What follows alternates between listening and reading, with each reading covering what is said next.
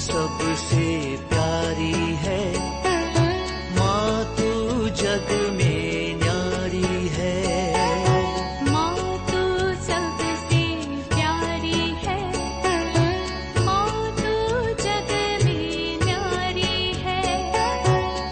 अपने आंचल में रखना, अपने आंचल में रखना, हमें वरदानों से भरना।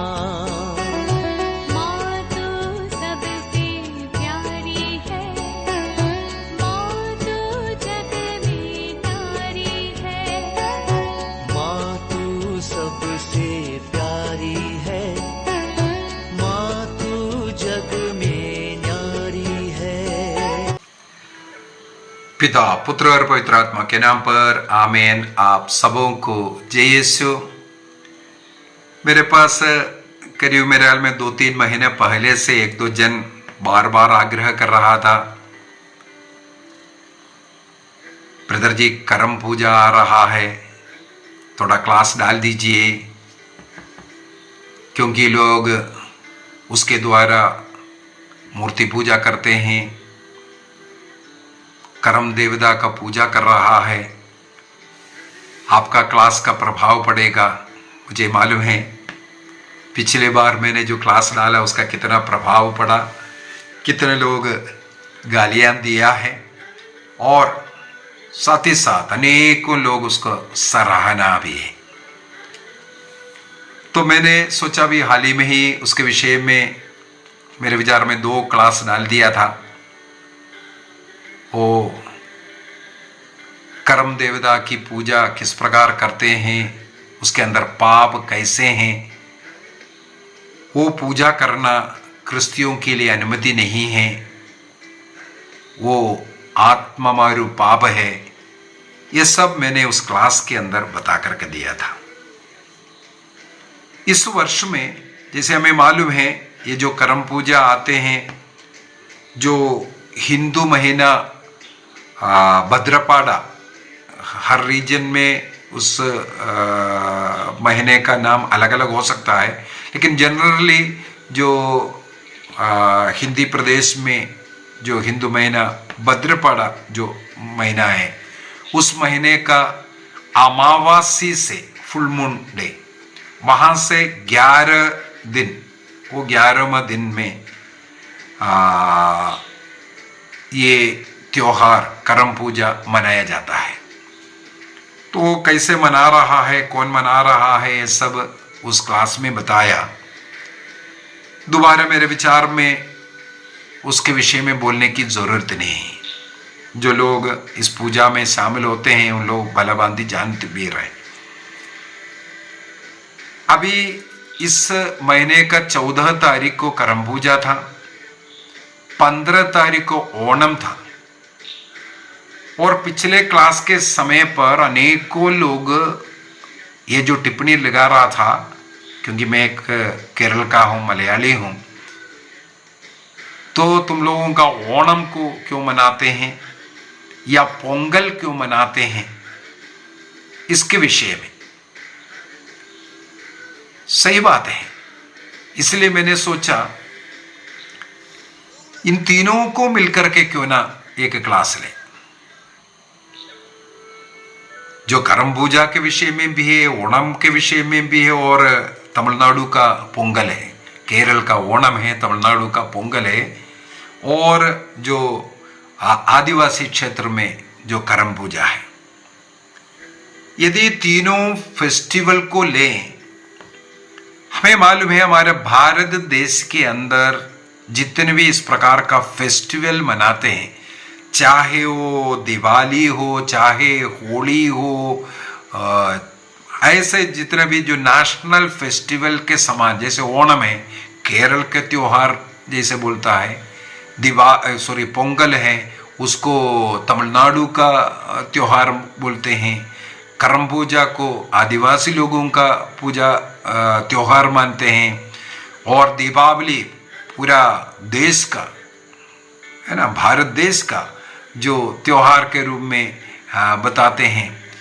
लेकिन इन त्योहारों में हमें मालूम है कुछ रिचुअल्स भी चलता है,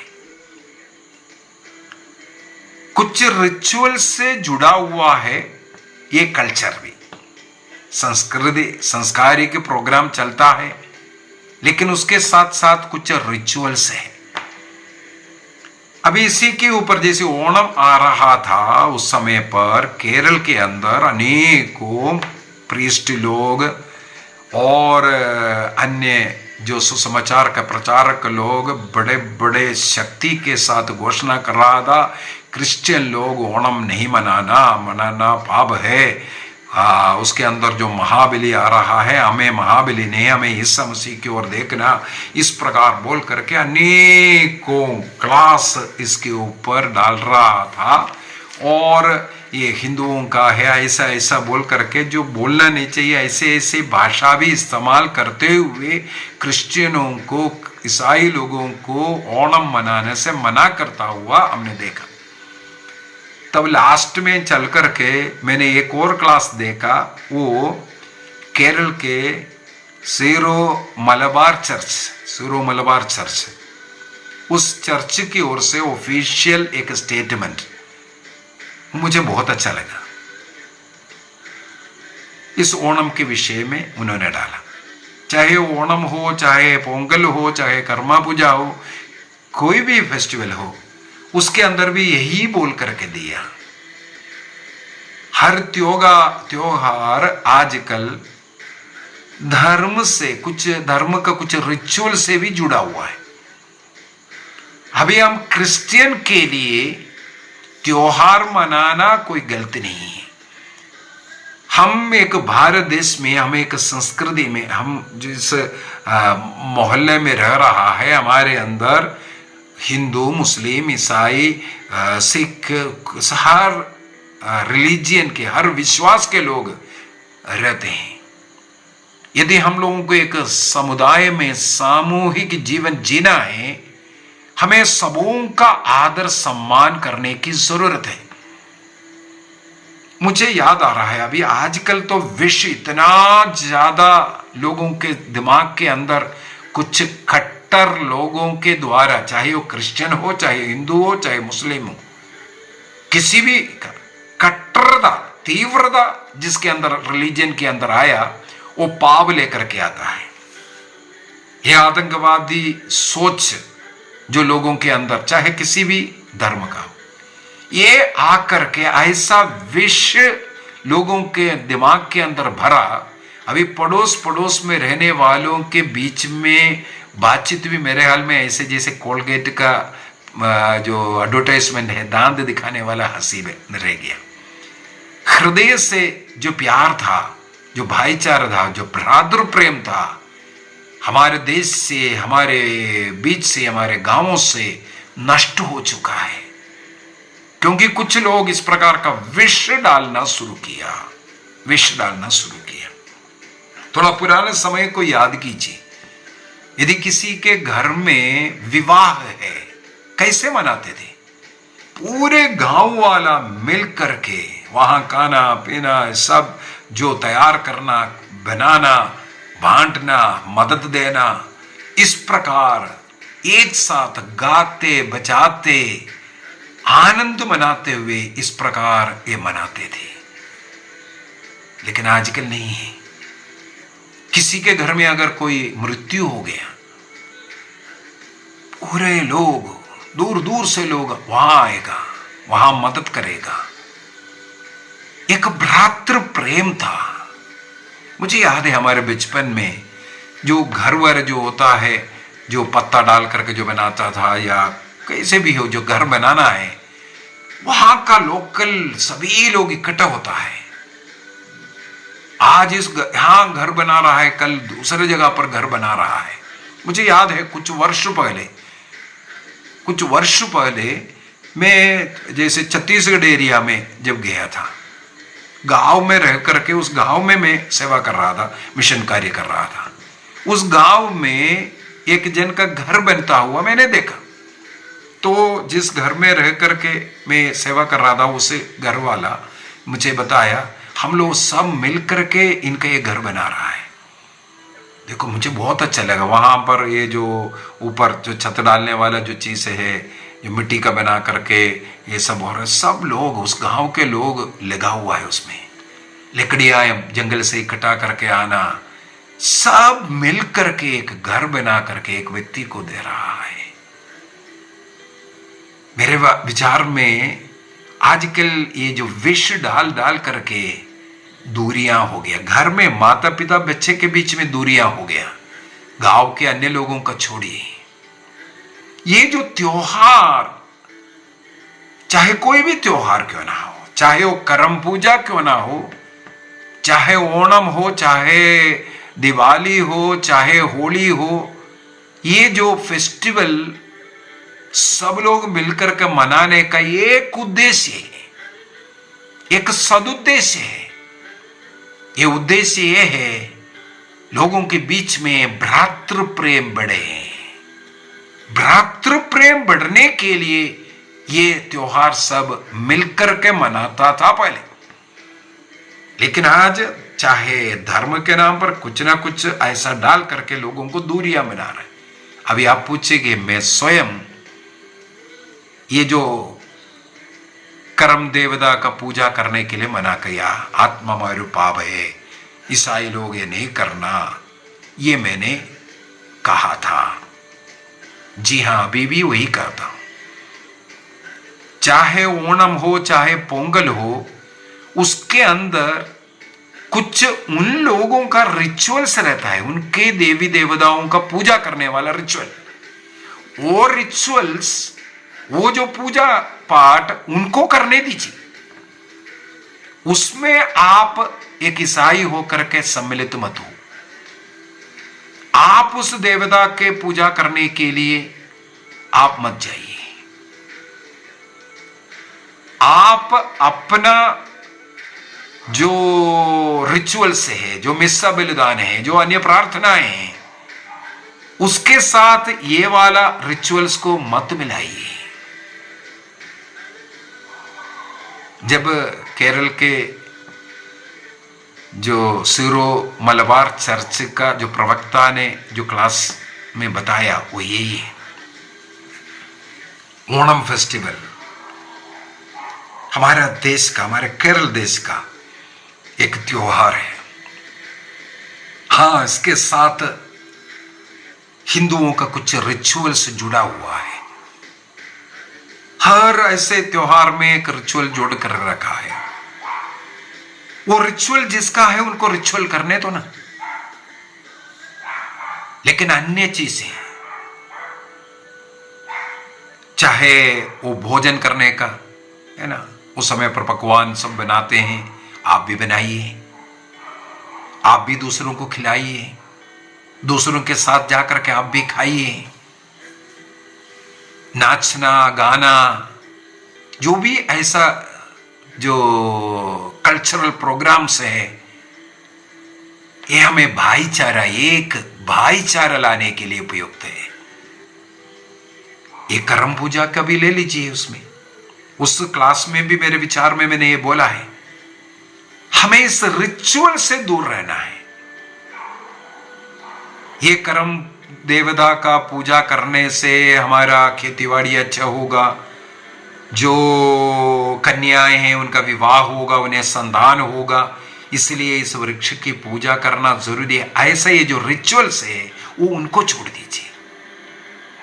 लेकिन उस समय पर वहां पर कुछ सांस्कृतिक कार्यक्रम होता है,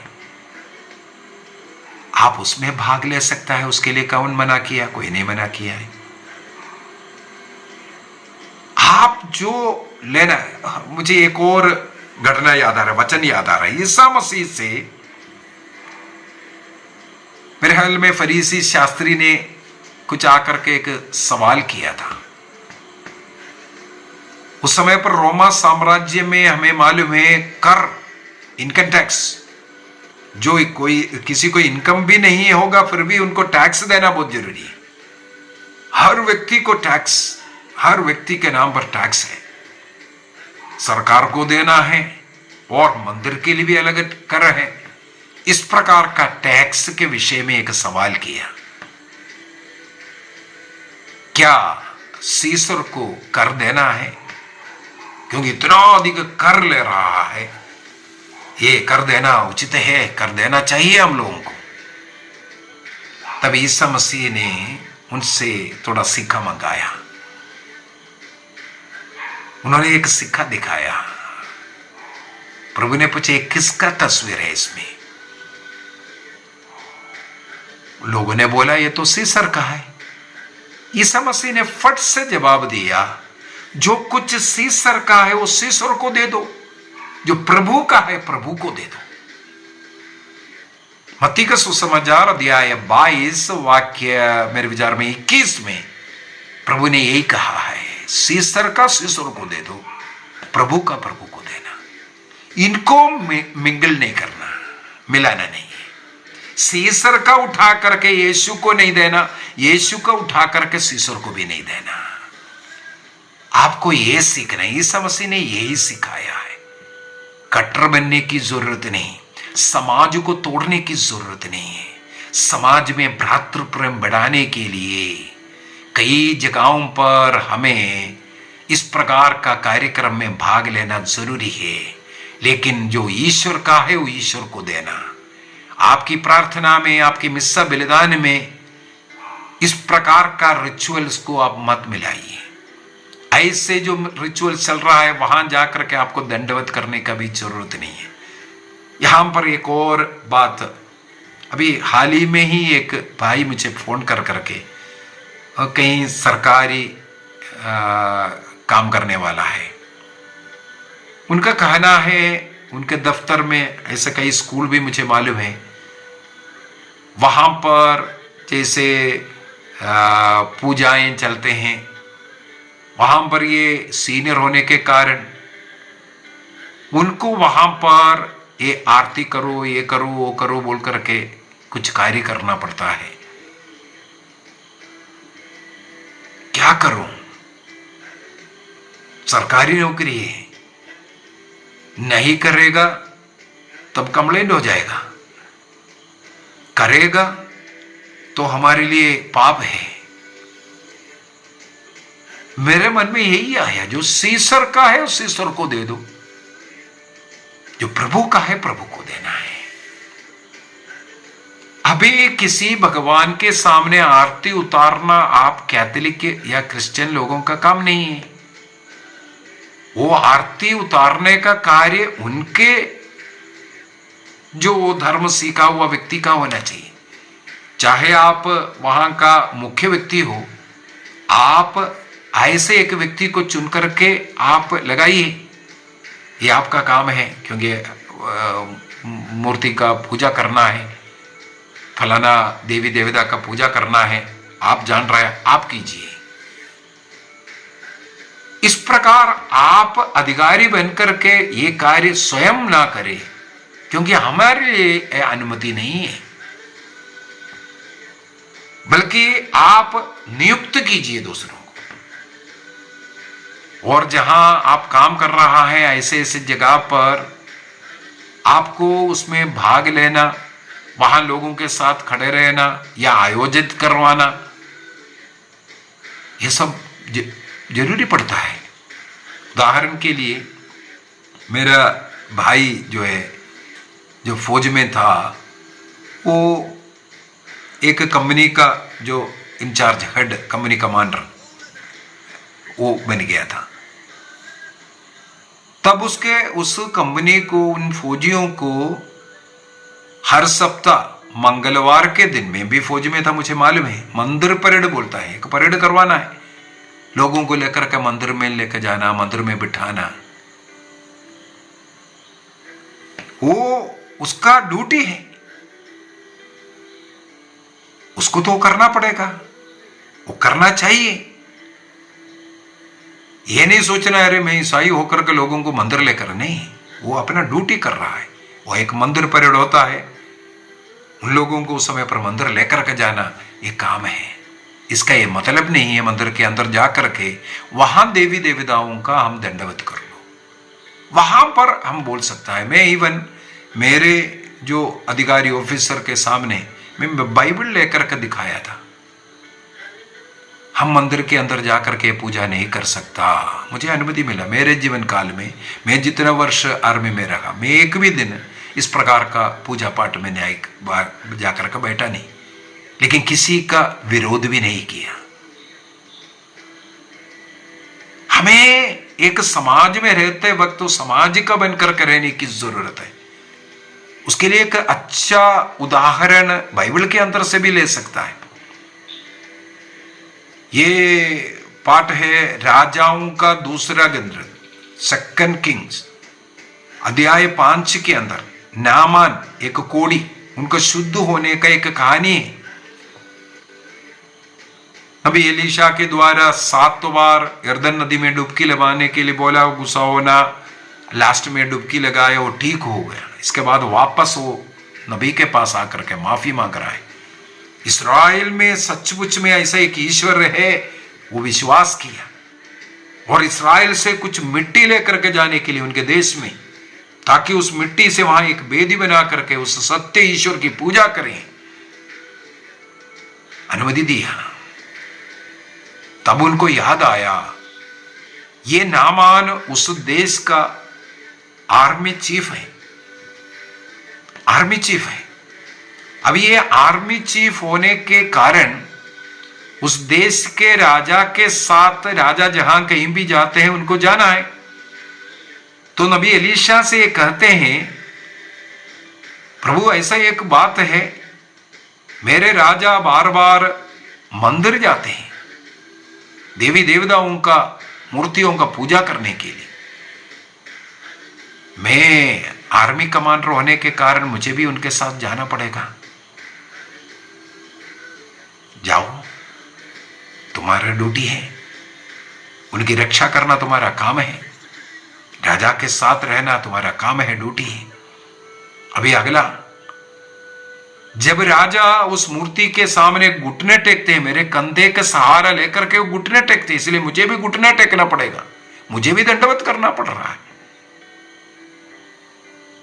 देखो एक और समस्या है, राजा के लिए उनको घुटना टेकना है, उनको वहां दंडवत करना पड़ रहा है, मूर्ति पूजा करने के लिए नहीं। वहां पर उस ड्यूटी के कारण वहां पर नबी एलीशा ने वो भी अनुमति दी है। हमें इसलिए परखने की जरूरत है, जो सीसर का है वो सीसर को देना, जो ईश्वर का है वो ईश्वर को देना, दोनों को मिलाना नहीं। रिचुअल्स में और कल्चर, जो सांस्कृतिक जो कार्यक्रम है, उसमें फर्क आपको देखना है। मैं क्या कर सकता हूं, क्या नहीं करना चाहिए। मैं एक सत्य ईश्वर के विश्वासी होने के कारण एकमात्र जीवंत प्रभु के आराधना करने वाला किसी मूर्ति का आराधना करने के लिए, अंधविश्वास का कर्म करने के लिए ना जावे, ये हमें निर्णय करने की जरूरत है। संत पौलुस कुरिन्थियों को लिखते हैं, कुरिन्थियों का पहला पत्र अध्याय 9 वाक्य 19 से लेकर के 23 तक, कुरिन्थियों का पत्र पहला पत्र अध्याय 9 वाक्य 19 से 23 तक, वहां पर संत पौलुस लिखते हैं कि मैं अन्य लोगों के बीच में, अन्य लोगों के समान बन करके, उनके जैसे एक बन करके रह करके सेवा करना चाहा। प्रभु ईसा मसीह ने मत्ती का सुसमाचार अध्याय 5 वाक्य 13-14 के अंदर हमें पृथ्वी का नमक, संसार की ज्योति बनाया है। हमें नमक बनना है, हमें ज्योति बनना है। उसके लिए संत पौलुस बोलता है हमें हमारे समुदाय के साथ मिलजुल कर रहना है, उनके जो विश्वास के अनुसार उनका आदर करना है, हमें उनका निंदा नहीं। इसका यह मतलब नहीं है हम भी जाकर के उनके रिचुअल्स में भाग लें। जितना हो सके उनके साथ मिलकर के रहना है। प्रेरित चरित्र अध्याय 17 वाक्य 22 से, जब सुसमाचार का प्रचार करते करते एथेंस पहुंचा, वहां पर मंदिर देख रहा है, आपको कहानी घटना सब मालूम है। वहां के उस मंदिर को, वहां के लोग, उनके विश्वास है उसी के अनुसार वहां पर संत पौलुस प्रीचिंग करता हुआ, एक अज्ञात देवता के लिए तुम लोग जो अर्पित कर रहा है, बलि अर्पित कर रहा है, संत पौलुस कहते हैं तुम लोग अज्ञात देवता के लिए, जिसको तुम लोग नहीं जान रहा है, मैं उसी के विषय में बोलने आया हूं। मैं उसका प्रचारक हूं जिसके विषय में तुम नहीं जानते हैं। इसके बाद ईसा मसीह के विषय में सिखा रहा है। कैथोलिक कलीसिया का धर्म शिक्षा ग्रंथ कैटेकिज्म ऑफ कैथोलिक चर्च 787 में 787 में अन्य लोगों के बीच में, उनकी संस्कृति में हमें उतरने की जरूरत है। जब अन्य लोगों के उस समुदाय में उतर करके हम अपने विश्वास को प्रकट करना है, हमारे विश्वास की घोषणा, मैसेज यीशु क्रिस्त को अन्य लोगों को देने के लिए उनके उस अवस्था में उतर करके हमें प्रदान करने की जरूरत है। ये बता करके दिया है, एक क्रिस्त बन करके अन्य लोगों के बीच में उतरिए। उतरना है, निंदा नहीं करना है।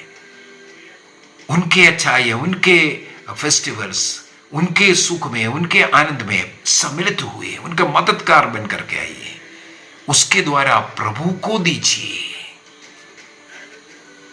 वैटिकन सेकंड काउंसिल का एक डिक्री है, mission activity of the church, mission activity of the church, उसका पारा 22 के अंदर वैटिकन सेकंड काउंसिल, अगर किताब मिलता है तो उसको भी एक साइड से पढ़कर हुए जाना। बहुत ही सुंदर, बहुत ही ज्ञानवर्धक बातें हमें उसी से भी मिलता है।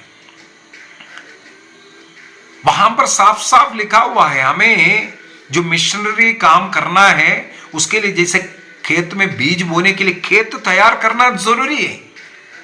हमें खेत में उतरना, वहां पर उसको तैयार करना है और ऐसा अवसर ढूंढो। देखो, आप एक स्वयं एक मसीह बन करके, प्यार बन करके क्रिस्त का प्रकाश को अन्य लोगों के अंधेरा में आप फैलाइए। वहां जाकर के उसको फैलाना है। कैथोलिक कलीसिया का धर्म शिक्षा ग्रंथ 854 से आगे 54, 55, 56 ऐसे सब पढ़ते जाएंगे। वहां पर कलीसिया इस प्रकार का एक मिशनरी बनना है, खमीर बन करके अन्य लोगों को शामिल होने के लिए, नमक प्रकाश बन करके लोगों के बीच में अपना एक साक्ष्य का जीवन जीना, डायलॉग बनाए रखना। इसका मतलब कैथोलिक कलीसिया का एक ही टीचिंग है। सुरू मलबार चर्च का वो प्रवक्ता भी यही बोल करके दिया, ये है हर एक त्योहार में, जैसे वो ओणम हो, चाहे पोंगल हो, चाहे कर्मा पूजा हो, वो त्योहार वहां का वो रिचुअल्स को छोड़िए, लेकिन जो बाकी जो है वहां पर वो भ्रातृ प्रेम, आपसी प्रेम को बढ़ाने के लिए बहुत ही उपकारी है। डिफरेंट फेथ एंड कल्चर, उसमें भी कुछ अच्छाइयां हैं, उस अच्छाई को थोड़ा ढूंढो। सब लोग मिलकर के भोजन कर रहा है, मान लो एक गांव के सब लोग इकट्ठा होकर के ये जो करम पूजा के समय पर भोजन कर रहा है, शामिल हो जाइए। भाईचारा बढ़ेगा, प्रेम बढ़ेगा। वहां पर ईसा मसीह का प्रेम को प्रकट करने का एक समय है। योहन का पहला पत्र दिया है 4:20 में यही तो लिखा है, दिखने वाला, हमारे साथ रहने वाला अपने भाई को यदि तुम प्रेम नहीं करता, उनका आदर नहीं करता, जिसे तुम नहीं देखते, उस ईश्वर का तुम कैसे प्रेम कर सकता है। यदि कोई कहता है मैं ईश्वर को प्यार करता हूं, लेकिन अपने भाई, अपने पड़ोसी के साथ बैर करता है, प्यार नहीं करता, वो झूठा है करके झूठ बोल रहा है। इसलिए ऐसे जो पर्व, ऐसे जो चीज में हम जो कर सकता है, वहां पर समाज में एकता बनाए रखने के लिए, शांति बनाए रखने के लिए हमें निकलने की जरूरत है।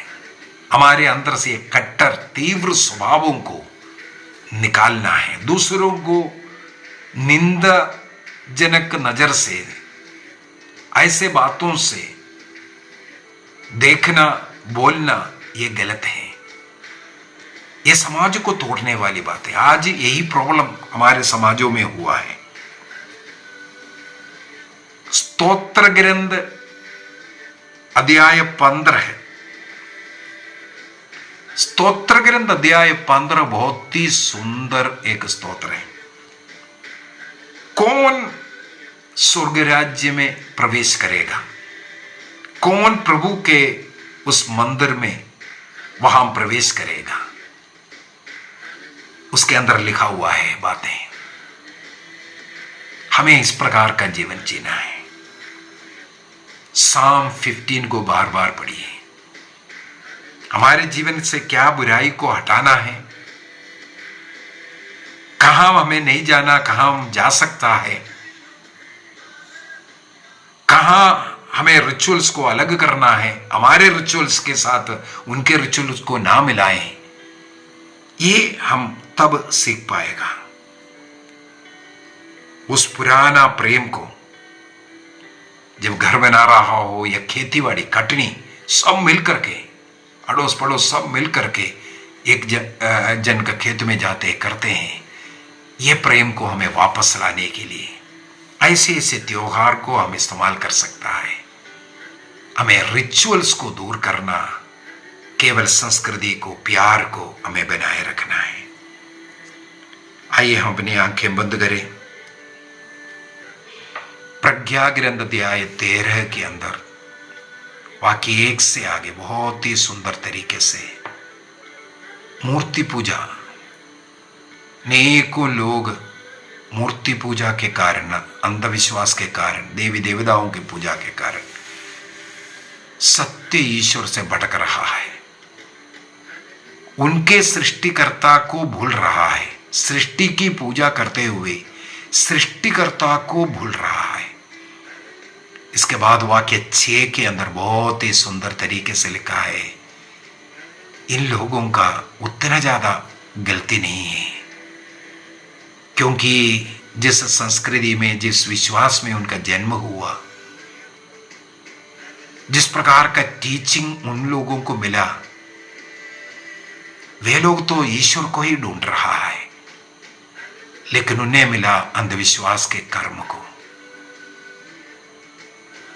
इसलिए उन्हें ज्यादा दोषी ये ना सोचें, बल्कि उन पर दया दिखाएं। उन्हें वो मार्ग दिखाने का प्रयत्न करें, प्यार के द्वारा, प्रेम के द्वारा। प्रज्ञा ग्रंथ 13:6 के अंदर और 7 के अंदर यही हमें बता करके दे रहा है। ऐसे लोगों के साथ हमारा प्रेम बढ़ना चाहिए, शत्रुता नहीं। ऐसे लोगों से हमें दूरी नहीं, बल्कि नजदीकी बढ़ाना है। उनके भवनों में जाना, उनके त्योहारों में जाना, और इस प्रकार हम अपने मसीही का प्रेम को उन लोगों को प्रदान करना। रिचुअल से दूर रहें, मूर्ति को अर्पित प्रसाद से दूर रहें, लेकिन हम प्यार में सब कुछ कर सकते हैं। अन्य अनेकों कार्य है, इसके लिए हम कोशिश करेंगे। प्रभु हम सबों को आशीष प्रदान करे, पिता, पुत्र और पवित्र आत्मा के नाम पर, आमीन। आप सबों को जय यीशु।